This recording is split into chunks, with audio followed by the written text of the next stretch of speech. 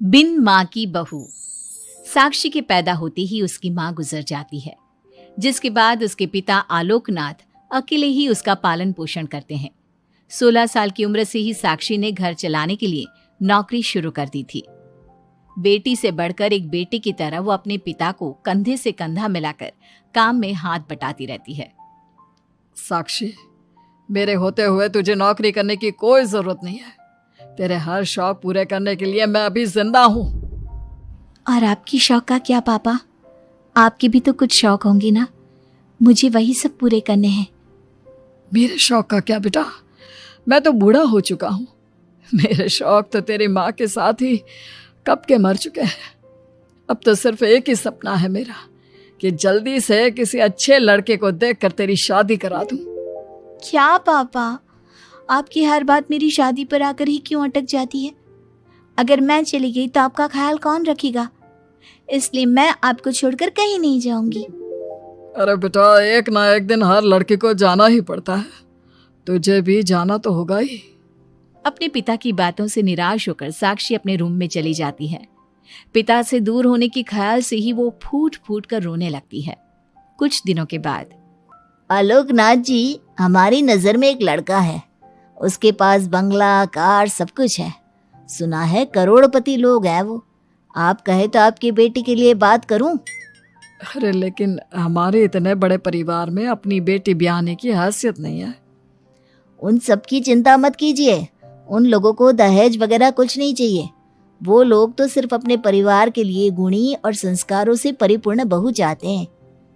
अगर ऐसी बात है तो आप उन लोगों से मेरी बेटी के बारे में बात कीजिए। मेरी बेटी में वो सभी गुण हैं जो वो अपने परिवार की बहू के लिए चाहते हैं। इस तरह वो साक्षी का रिश्ता लेकर अर्जुन नाम के लड़की के परिवार के पास जाता है। साक्षी की फोटो देखकर लड़के वाले उसे झट से पसंद कर लेते हैं, जिसके बाद अर्जुन के परिवार वाले साक्षी को देखने उसके घर पहुंचते हैं।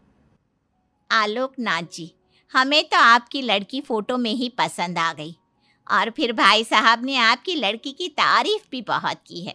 अब तो बस आप हमें उससे मिलवा ही दीजिए। साक्षी बिटिया, बाहर आना तो। साक्षी। अपने पिता की आवाज सुनकर साक्षी तुरंत बाहर आ जाती है और एक एक करके सभी के पैर छूती है।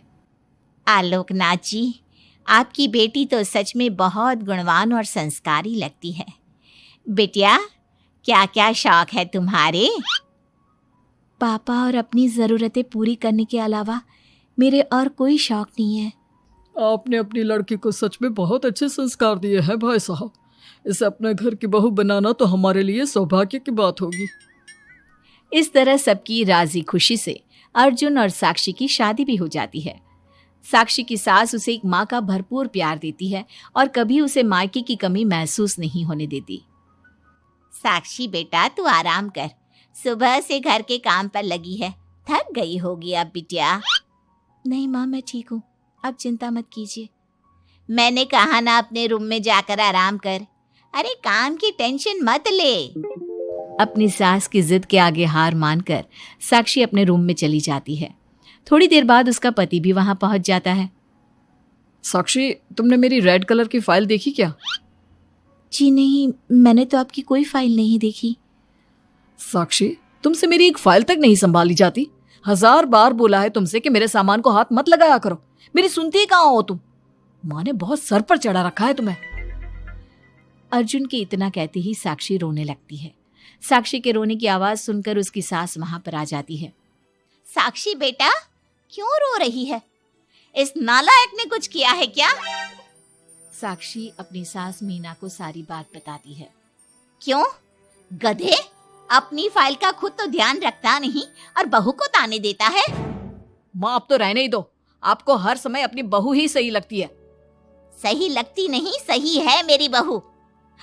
माँ समझाइए ना इन्हें, ये हर समय मुझ पर गुस्सा करते रहते हैं। खबरदार अर्जुन, जो आज के बाद तूने मेरी बहू के साथ ऐसा बर्ताव किया तो मुझसे बुरा कोई नहीं होगा। अपनी माँ की डांट सुनकर अर्जुन वहां से चला जाता है। बहू, अगर दोबारा ये तुम्हें ऐसा कुछ कहे तो तुम मुझे आकर फौरन बोल देना। मैं हमेशा तुम्हारे साथ खड़ी रहूंगी बेटा। माँ, आप सच में बहुत अच्छी हो। मुझे बचपन से लेकर आज तक कभी एक माँ का प्यार नहीं मिला, लेकिन जब से आप मुझे मिली हैं तब से मुझे माँ की कमी कभी महसूस नहीं हुई। अरे पगली, मैं भी तो तेरी माँ ही हूँ, और मेरे होते हुए अब तुझे कभी अपनी माँ की कमी महसूस नहीं होगी। एक दिन, साक्षी अब मैं तंग आ चुका हूँ तुमसे। भगवान के लिए मुझसे दूर रहा करो। अब मुझे ना चिढ़ होने लगी है तुमसे। अर्जुन, ये क्या तरीका है अपनी पत्नी से बात करने का? माँ प्लीज, आप रोज रोज इसकी पैरवी करने मत आया कीजिए। अरे क्या हुआ, सुबह सुबह तमाशा क्यों लगा रखा है? पापा आपको पता है, इस साक्षी की वजह से मेरा लैपटॉप खराब हो गया है। ऑफिस का पूरा डाटा इसी में था, और देखिए ना, इसने उसमें चाय गिरा दी। अब मैं अपने बॉस को क्या जवाब दूंगा? माँ मेरा यकीन कीजिए, मैंने जानबूझकर चाय नहीं गिराई। मैं तो इन्हें दे रही थी चाय, लेकिन इन्होंने ही ठीक से नहीं पकड़ी। अच्छा, तब इसमें भी मेरी ही गलती है। वाह साक्षी वाह। अर्जुन, तू बहू पर इतना क्यों भड़क रहा है? अब जो हो गया सो हो गया। सुन लेना ऑफिस में थोड़ी सी डांट। अब अपनी बीवी के लिए इतना तो कर ही सकता है ना तू। मैं आपके लिए दूसरा लैपटॉप ले आऊंगी, आप परेशान मत होइए। कोई जरूरत नहीं है उसकी, मैं खुद ले लूंगा। मेहरबानी करके अब मेरे सामान से दूर रहना।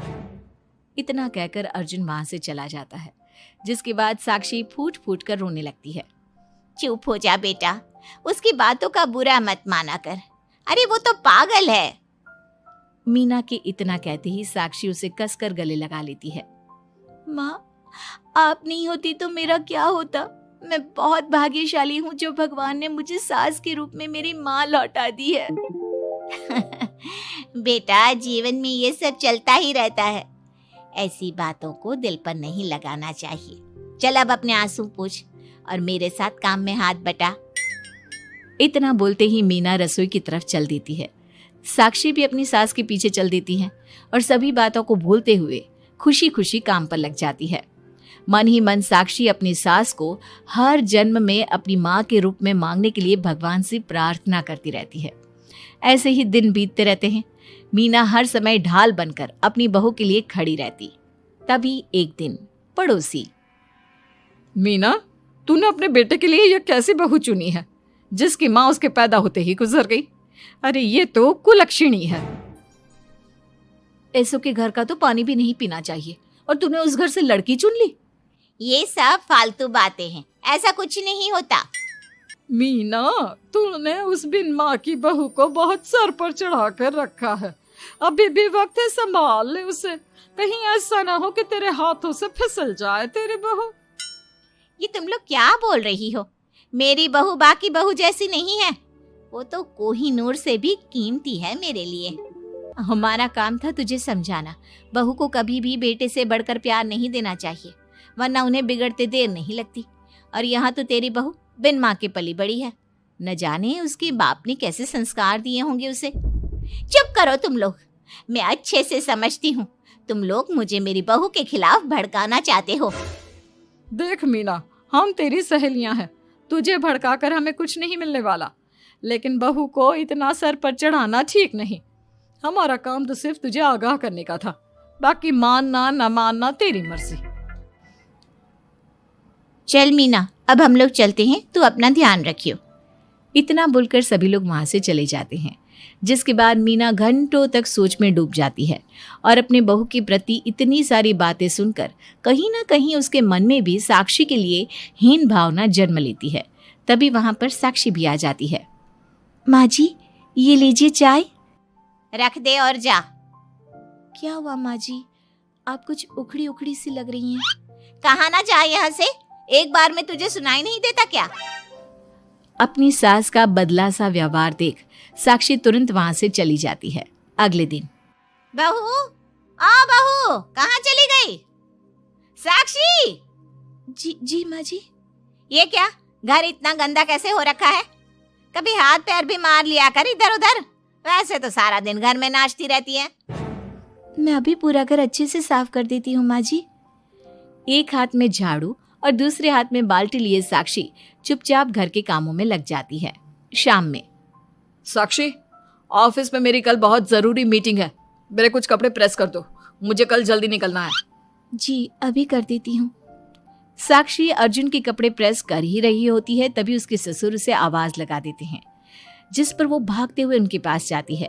और थोड़ी देर बाद जब रूम में आती है तो वो देखती है कि अर्जुन के कपड़े बुरी तरह से जल चुके थे।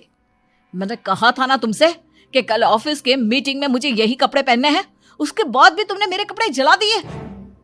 मुझे माफ कर दीजिए, मुझसे गलती हो गई।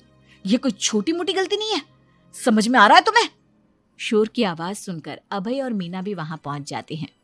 क्या हुआ, तुम दोनों लड़ क्यों रहे हो? पापा देखिए ना, इसने मेरी नई शर्ट जला दी जो मैं कल मीटिंग में पहनने वाला था। बेटा उसे मैंने ही आवाज दी थी, इसलिए वो शायद जल्दबाजी में प्रेस का बटन बंद करना भूल गई होगी।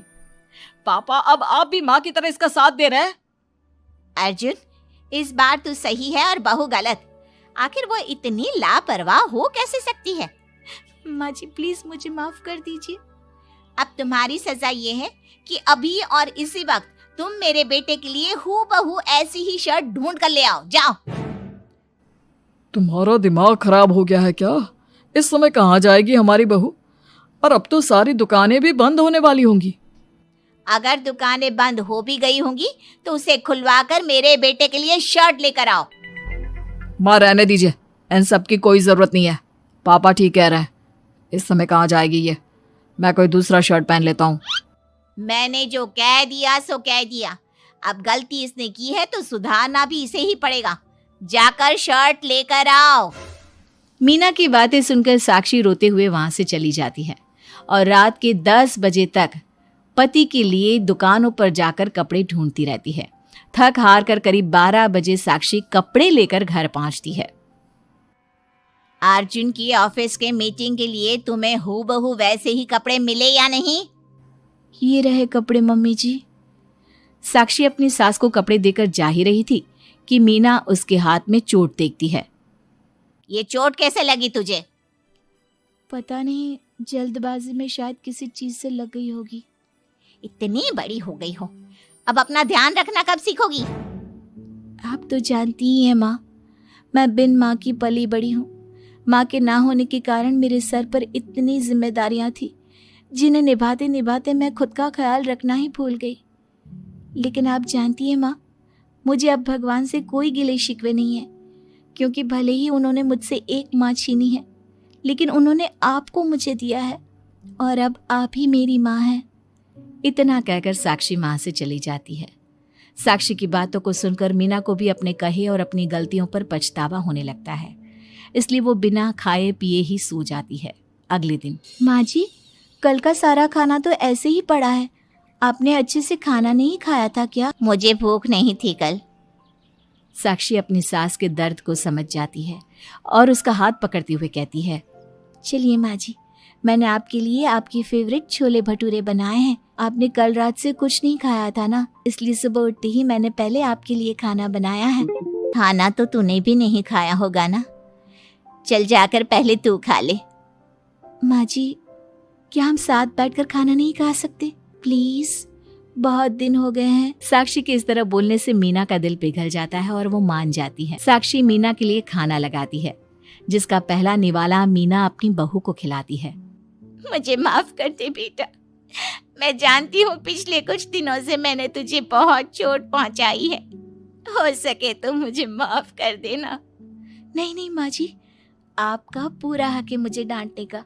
मुझे आपकी किसी भी बात का कभी बुरा नहीं लगा। अपनी सहेलियों की बातों में आकर मैंने अपने दिल में तेरे लिए नफरत पाल ली थी, लेकिन कल जब तुझे रोते बिलखते देखा तो मेरी ममता फिर से लौट आई। मुझे माफ कर दे बेटा, मैं एक अच्छी सास नहीं बन सकी। किसने कहा आपसे कि आप अच्छी सास नहीं हैं? आप तो वर्ल्ड की बेस्ट सास हो, और सच कहूं उससे भी बढ़कर बेस्ट बेस्ट बेस्ट बेस्ट मेरी माँ हो आप। इतना कहकर साक्षी अपनी सास को गले लगा लेती है और उसके बाद दोनों पहले की ही तरह हंसी खुशी साथ रहने लगते हैं।